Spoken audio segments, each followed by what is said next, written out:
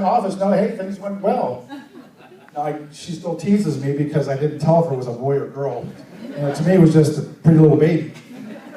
But, so back then, Jerry and I used to have lunch together sometimes, and she'd talk about baby Vince, I'd talk about baby Carolyn. Sometimes I'd ask her for, advice on how to raise a baby, because I didn't have a clue.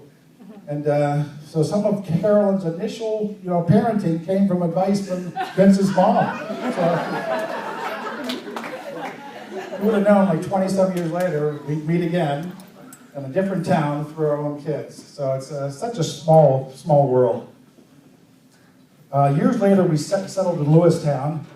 Carolyn came home one night and said, "Oh, I'm seeing a boy named Vince Arzamendi." I'm thinking, that can't be the same boy I knew from way back 20-some years ago. Find out his mom's name is Jerry. Sure enough, dang, yeah, you can date that boy. I can even be nice to him right off the bat. Because usually when somebody comes to the door and says, "I'm here to date your daughter," I'm not, "Hey, come on in, welcome, make yourself at home." I'm more like, "You came to my house for what?" Usually the teenagers would just melt. But Carolyn taught me how to be better behaved. Actually, as a school principal, I had the access to the best background checks in the world.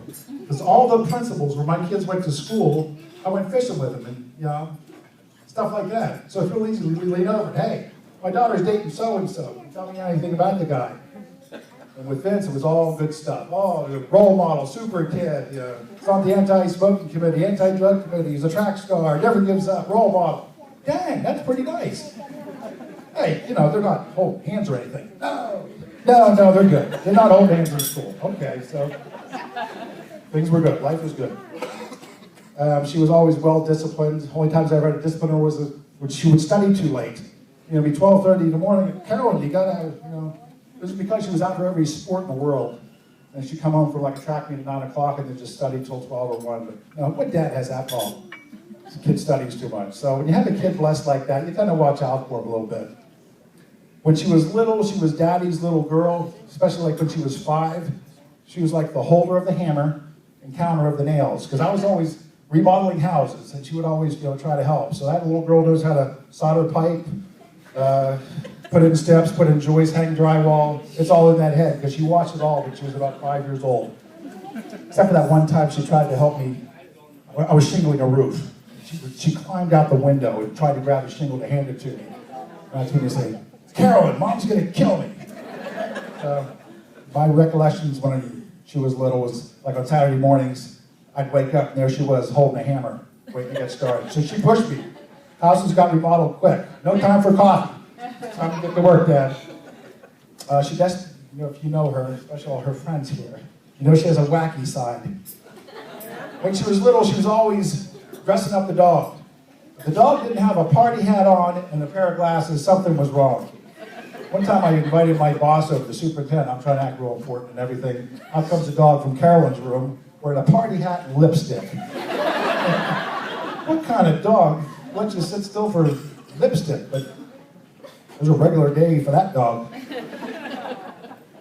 She's fearless, independent little kid.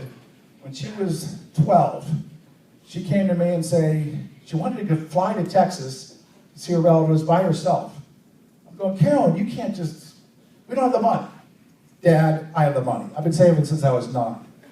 "Carolyn, it's not that easy to fly in a plane." "Of course, Dad, I know how to do it. You check the screens for flight changes. You check your bags, you go to the gate, you switch planes, you bring a book for layovers. And Dad, even for $50, they'll give you a chaperone. So all I need is a ride to the airport." I'm going, that's when you throw your hands up and go ask Mom. Of course, Mom was free-spirited, independent too, so Carolyn ended up going. And she had a great time.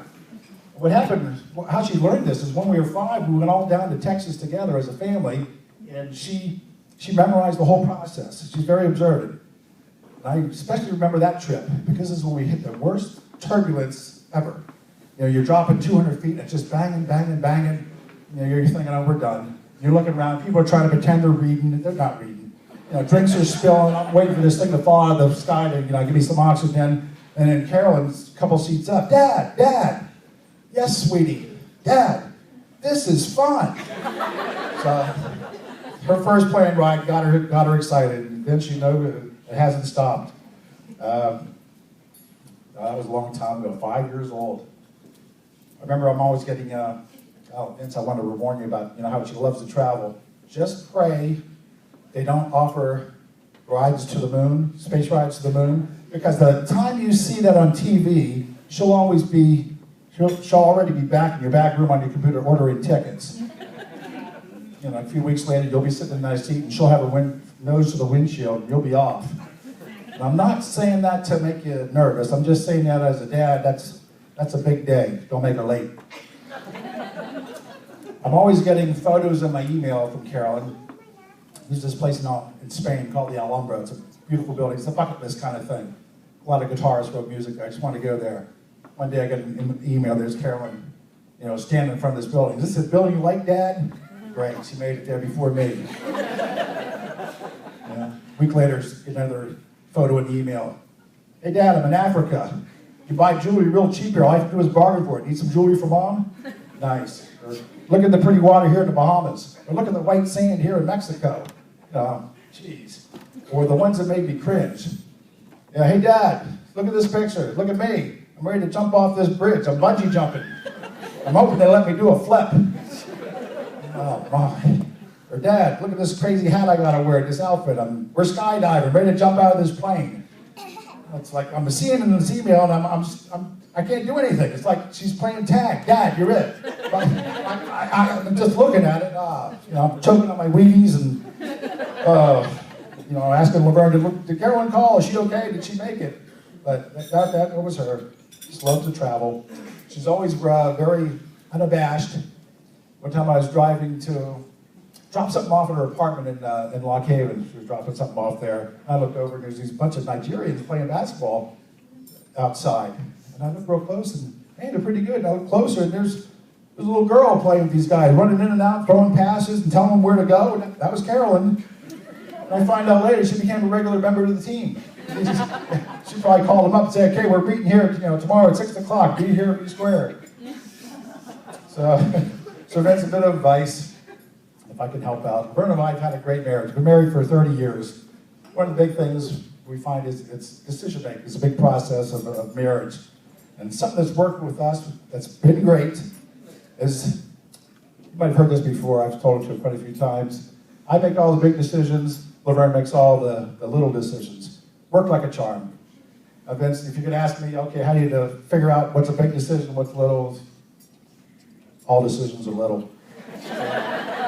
So if you're still pondering that, we do have some champagne coming around. I see some starting in glasses. We're going to have open bar from 7 o'clock to 9 o'clock, so please take advantage of this and enjoy yourselves. Vince, I have one last dance with this little Bronco that I'm going to turn over the reins. Don't try to tame her too much. Just let her be herself, and she'll bring a smile to you every day. As you look around, you see all these wonderful people. You have a lot of people rooting for you. We all wish you the best of luck. Thank you.